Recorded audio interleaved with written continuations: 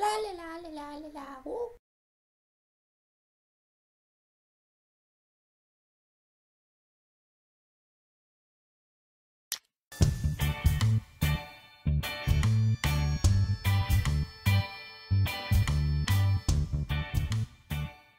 For the last video I posted not being super cool, I know I just kind of borrowed an idea from Mumbo Jumbo and just kind of like redid it. But right here I have an original design by me, um, and so I just like to show something cooler and apologize for having that lame video last time. So right here I have some Hoy pears from the Beetle Man.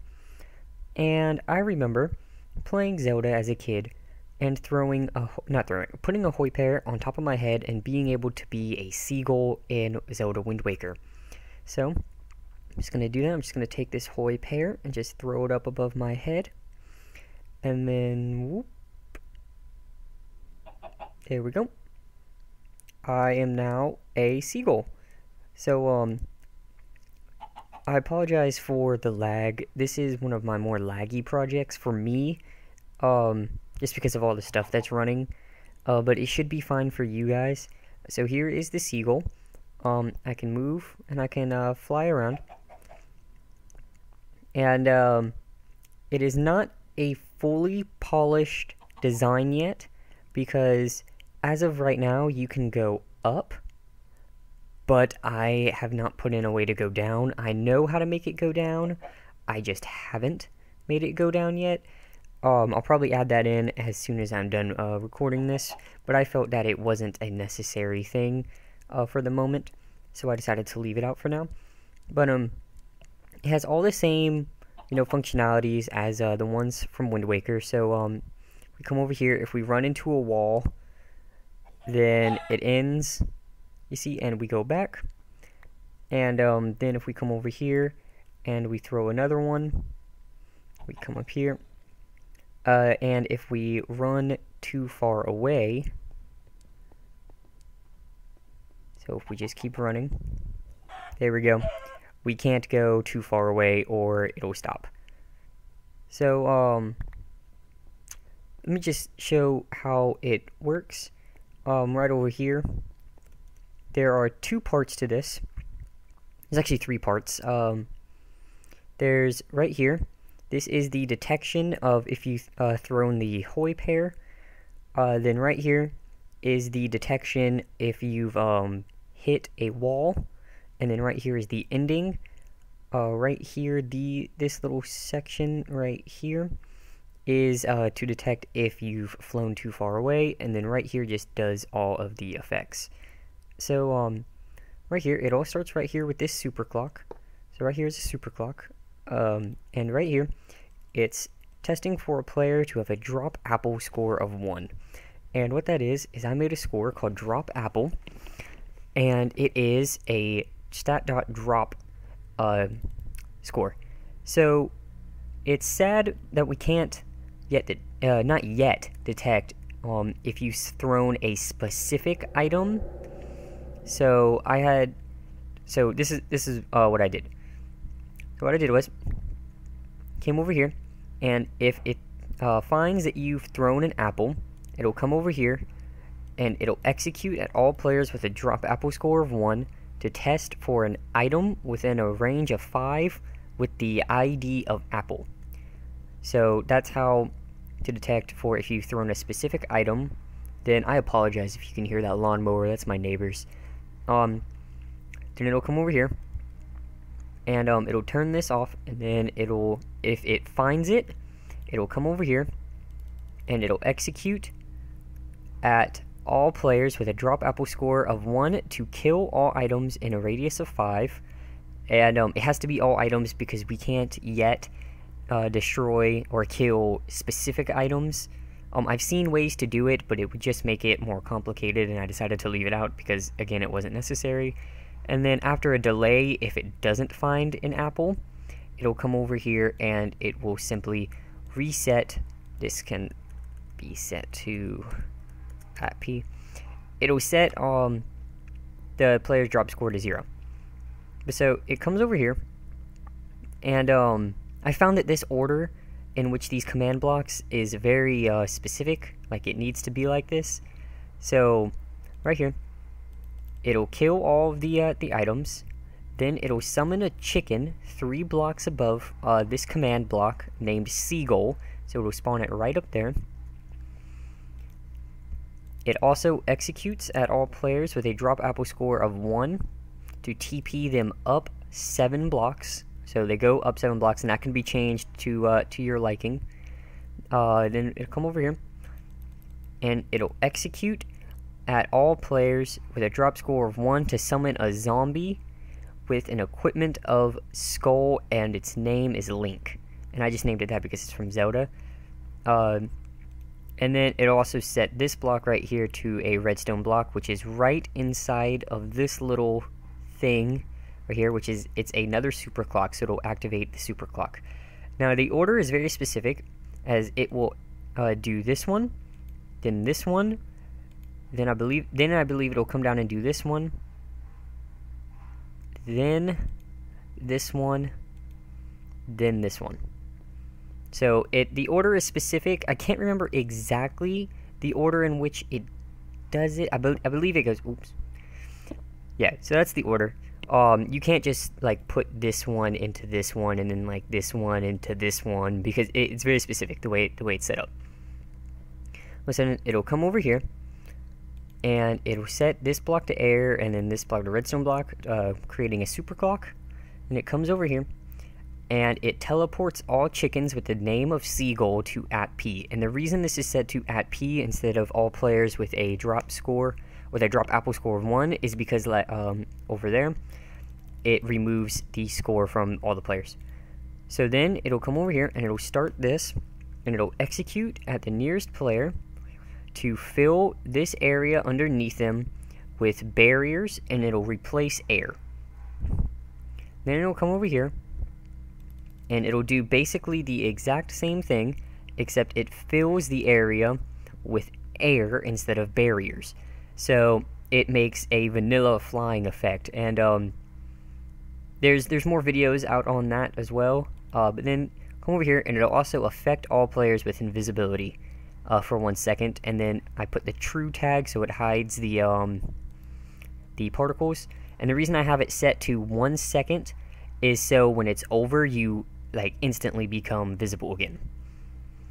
But so that's how that works. I apologize if it was a little confusing for this. But so then over here, once you are a seagull, it'll do this. Is another super clock, and right here, it's executing at all entities that are a chicken and with the name of a seagull to test for block, and then this block right here, air. So this is just for all 4 directions. And the reason I set air is because if I didn't set air and then have this inverter, then I would have to have like 100 of these setting up for each individual block. So I set it for air, and then I set up this inverter. So this can actually go away. I don't know what I say. So what it does is once there's a chicken, it will start executing at the chicken to, let's see, /summon no, come on. Find whatever you don't want to work. It'll start executing at the chicken, and when it finds the air, it will send out an output to here, which will turn off this torch. And it's the same for all of these, but then once it doesn't find air, the output will stop, the torch will turn back on, and it'll execute these 2 command blocks, which is right here. It will set this to a redstone block, and then it will set this to air. So what these are, and it's the same in every single one of these, is what it does is if it finds it, if it doesn't find air, it'll set a redstone block right here and then immediately replace it with air again. And this is the end sequence. So I'll go over this in a second as soon as I do this one. And then this right here is executing at all zombies named Link to test for a player within a radius of 30. And this can be changed to 40, it can be changed to 1,000 if you want. But I just have it set to 30 just for testing. So here's another inverter. Once there's a zombie named Link, it'll start testing for the nearest player, my bad, to be within 30 blocks of it.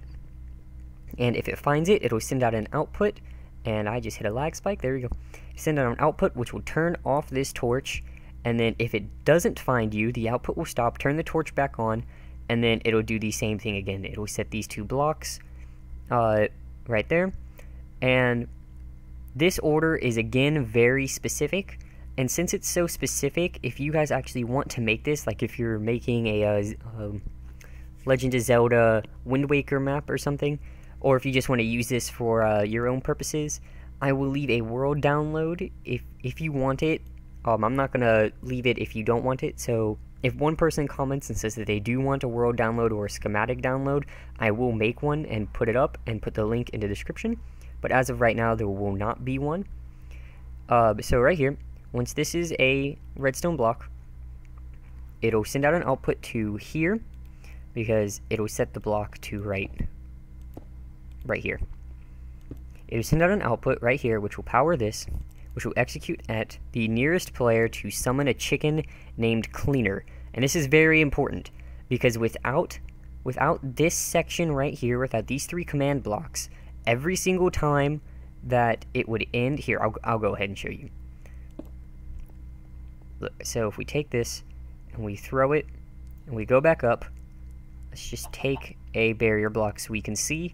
Look, if we come over here and we run into the wall, it'll end. But look, there's still barrier blocks there. So this, come on, there we go. I don't know why it always takes me a little bit. This setup right here is going to clean up that. So come over here and we just grab some redstone dust on that. There we go. Put some redstone dust there. It'll execute at the nearest player to summon a chicken named Cleaner. Then it'll come over here and it'll execute at all chickens named Cleaner to fill this area, which is the exact same command as over there. I just changed it from @p to the chicken named Cleaner. It'll fill the area with air, replacing barriers. So it'll remove the barriers, and then it'll come down over here and it'll kill all entities named Cleaner. So then, if we come over here, it will again, not again, my bad. It'll power these, and it'll set this block right here to a redstone block. So it'll set that to a redstone block, and then this is a block data command, setting the success count to 0. Then it comes over here, and it sets this block to air, and then it'll execute at @p to TP @p to all entities named Link.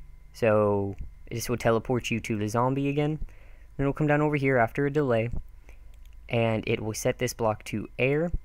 Then it will set this block to air. Wait, are these? No, they're not. Okay, that's right. Then it'll do another success count, and it'll kill the seagull. Then it'll come over here, and it'll kill the Link. And what these are doing is when it sets these to air, and this redstone block, what it's doing is it is stopping this clock. So it'll set a redstone block down, stopping this clock, and it'll set it back to air. And then it'll also set an air block directly inside of there. So, come over here. We do that. See, it does that. And it sets the block down in there. And it'll set it back to air again. And then it'll set the block down inside of here to air. And so that's how it works. A lot of my builds are probably going to be a lot more complicated than they were in the past. And so I might start having trouble explaining them all correctly. So that's why this one is, I probably didn't explain it too good, and I'm really sorry for that. It's because you need some basic command block knowledge to really fully understand what I'm doing and why it works. So I'm sorry if you didn't really understand. But if you didn't understand, then just say, hey, can you leave a download? And I'll leave a download so you can go and check it all out for yourselves. And then I'll also leave a schematic downloads for you to import into your world. So that's it for this one. I'm working on another build as well, so that will be up in the near future. And goodbye. Well, I'm sorry, I forgot to put this at the end of the video, but I'd just like to ask, what would you guys feel like? How would y'all feel if I put up all my worlds for download and stuff in like one big file, like one big zip file, and then put it all up for download for y'all to go check out? Because I know I haven't done that before. I haven't put up a world for download, and I don't know how good of a job I'm doing at like explaining it. And some people don't really give me feedback on how well I'm doing. Only one person and that was Twitch Nitro, and really proud of that. But he said I did good at explaining it, but that was only on one video, so I haven't really gotten any feedback on how I'm doing explaining it. And I would also just like to ask, do y'all not like the fact that I do a lot of Zelda builds? Do you want me to do like other games? Because that's what I'm really into. Sometimes I can't really think of original ideas to build because a lot of stuff has already been built. And there's a lot of people out there who have built stuff that y'all want from me that's better than what I could possibly do. So I go out and I'll look at like a game or a TV show and I'll build that into the game using command blocks and stuff. So if there's anything else, like any other game or anything else that you want me to build, then tell me. And I will, because I know not everyone loves Zelda like I do, and not everyone wants to see straight Zelda stuff. So just, tell me, what y'all want to do. And I sometimes tell you guys and ask y'all to, give me feedback, tell me how I'm doing. Tell me what y'all want to see. And some of y'all don't really do it. So I just like to, ask, please do it. It really helps. It helps me out. It helps you guys out because I'm able to do what y'all want to do. And that's my main thing, is I want to help you guys. That's why I do tutorials and not gaming so much. Because I really like to help y'all. That's why my gaming channel kind of just stopped. And that's kind of another thing. How would y'all feel if I started up my gaming channel again? Because I've been really wanting to do that, but I don't really know if I should, because I'm more of a redstone kind of dude right now, and I just don't know if y'all would want to see that. So go ahead and tell me, if y'all want to see that or not. Comment down below. Please give me some feedback on how I'm doing. Give me some feedback on, anything. It's appreciated, and goodbye.